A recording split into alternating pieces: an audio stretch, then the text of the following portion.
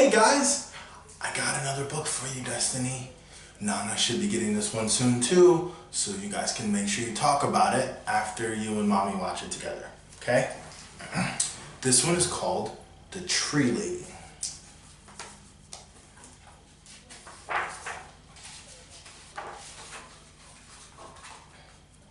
Catherine Olivia Sessions grew up in the woods of Northern California. She gathered leaves from oaks and elms. She collected needles from pines and redwoods. And she braided them together with flowers to make necklaces and bracelets. It was the 1860s, and the girls from Kate's side of town weren't supposed to get their hands dirty, but Kate did. Yeah, the 1860s was a really long time ago. Kate listened well in school. She learned how to write and count. She remembered the poems and stories she read. But best of all, she liked studying wind and rain, muscles and bones, plants and trees, especially trees. Most girls were discouraged from studying science, but not Kate. Here, look, there's some plants down here. See if Mommy can read these.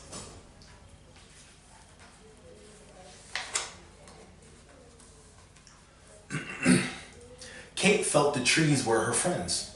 She loved the way they reached toward the sky and how their branches stretched wide to catch the light. The trees seemed to Kate like giant umbrellas that sheltered her and the animals, birds, and plants that lived in the forest. Not everyone feels at home in the woods, but Kate did.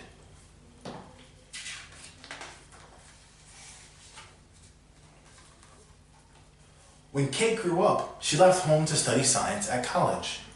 She looked at soil and insects through a microscope. She learned how plants made food and how they drank water.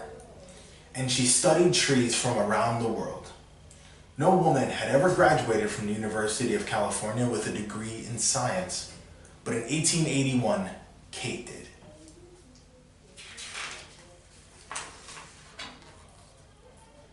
After graduation, Kate took a job in Southern California. When her boat docked in San Diego, she saw that her new home was a desert town. Kate never thought she would live in a place with very few trees, but now she did.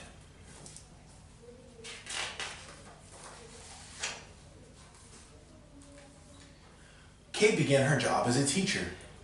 She was also the vice principal of the school, so she had to make sure everyone followed the rules. Kate missed studying science and was not sure she would stay on the job. But for 2 years, she did.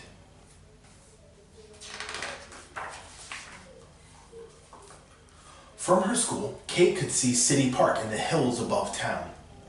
It was called a park, but it didn't look like one. It was where people grazed cattle and dumped garbage. Most San Diegans didn't think trees could ever grow there, but Kate did.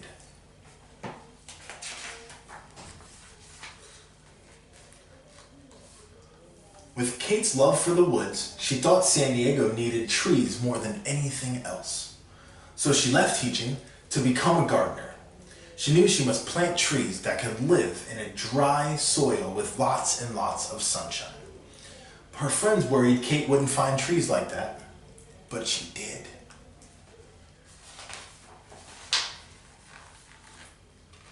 Kate became a tree hunter. She wrote letters to gardeners all over the world and asked them to send her seeds that could grow in a desert. She also traveled south into Mexico to look for trees that liked hot, dry weather and steep hills and canyons. Not everyone knows how to hunt for trees, but Kate did. There's a whole bunch more trees. Make sure your mommy look at these.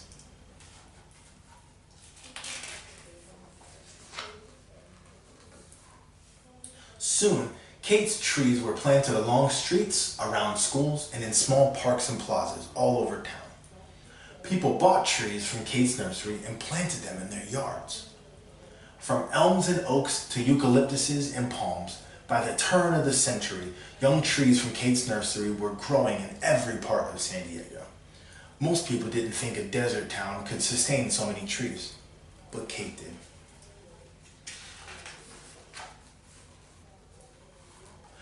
Then, in 1909, the city leaders announced that a great fair called the Panama Canal, California Exposition was coming to San Diego in 1915.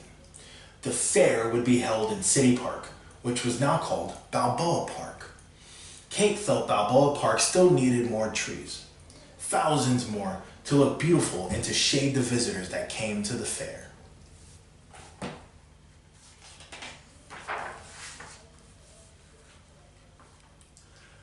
That was too many trees for Kate to plant by herself, but she knew lots of people could do it together.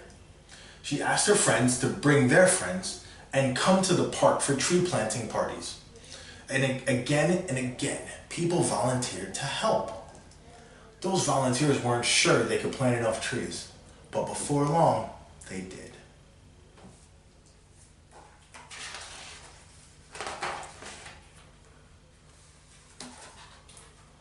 And when the fair opened, San Diego was ready.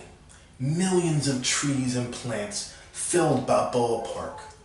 The fair had so many visitors, it stayed open for 2 years instead of 1. People came from near and far to see the attractions and stroll in the cool shade. The fairgoers couldn't believe San Diego had such magnificent gardens, but thanks to Kate, it did.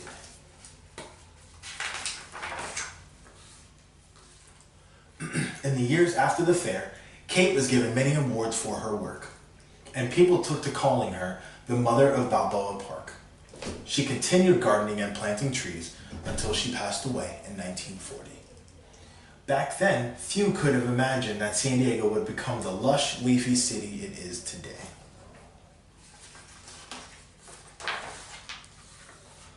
But all along, year after year, Catherine Olivia Sessions did. The end. I hope you guys enjoyed the book. Let me know what you think. Let me know when you read it, and I will call you guys and we'll talk about it, okay? Love you guys. Can't wait to see you.